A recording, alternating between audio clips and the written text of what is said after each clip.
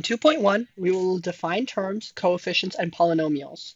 Then we will classify polynomials. After that, we'll find the degrees and the leading coefficients of the polynomial functions. And finally, we will add and subtract the polynomials. So first, let's define all the words. So what is a term?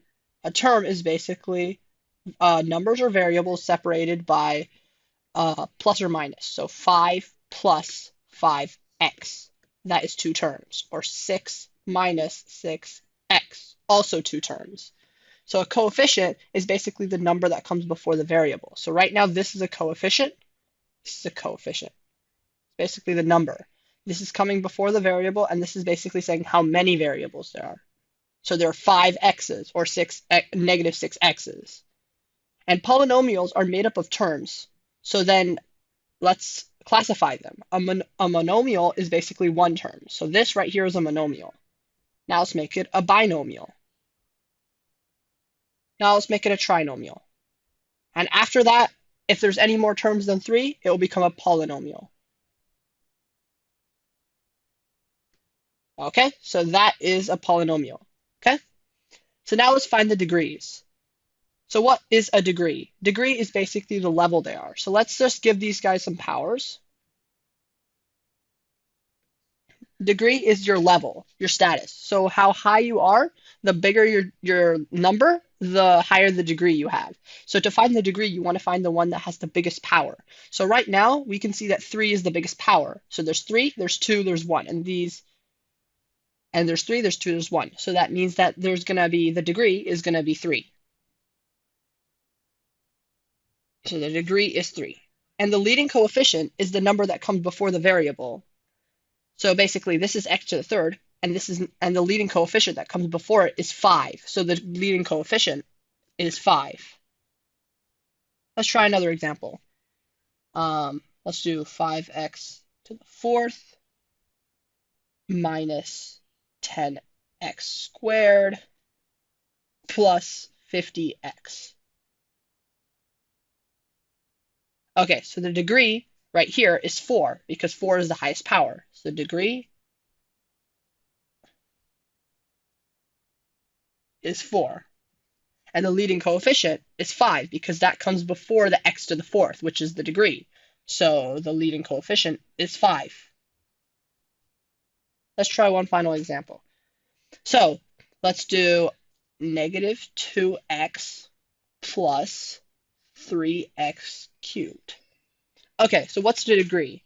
It's not necessarily the one that can be first. Actually, the degree is 3 over here, even though this is the first term. So the degree is 3. How about the leading coefficient? The leading coefficient is not the leading number. It's not this. It's actually the one that comes before the degree. So this is 3. So the leading coefficient is also 3. Okay.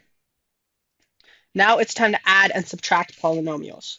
So let's do something like minus 3x squared plus 5x cubed minus 10. And then let's add that.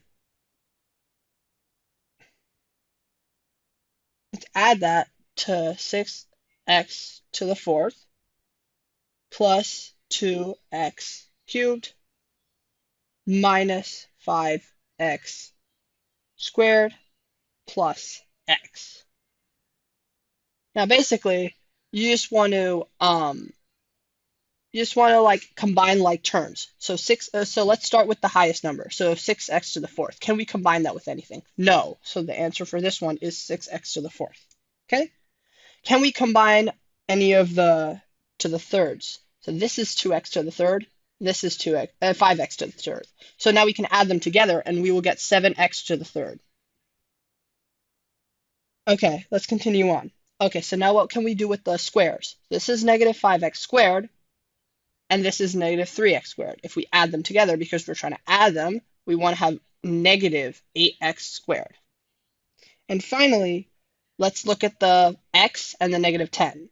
So x, there doesn't seem to be any other terms that we can combine it with, so let's do x. And negative 10, there's no terms we can combine it with, so that is our answer for this one.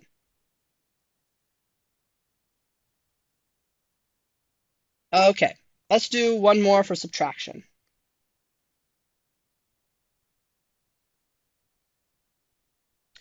All right, so let's go x to the fourth minus x squared plus 10. That is our first polynomial. And now we shall subtract it from 3x to the fourth plus x cubed plus 2x squared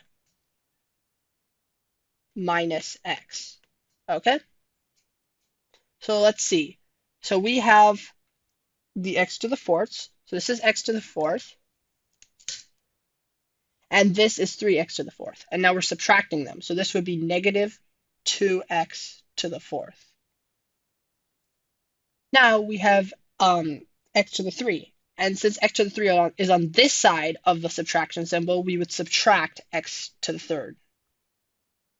And then let's look at the squares. This is negative x squared, and this is 2x squared. But since we're subtracting, we would do negative x squared minus 2x squared, which would be negative 3x squared. And finally, let's look at the final ones that are left out.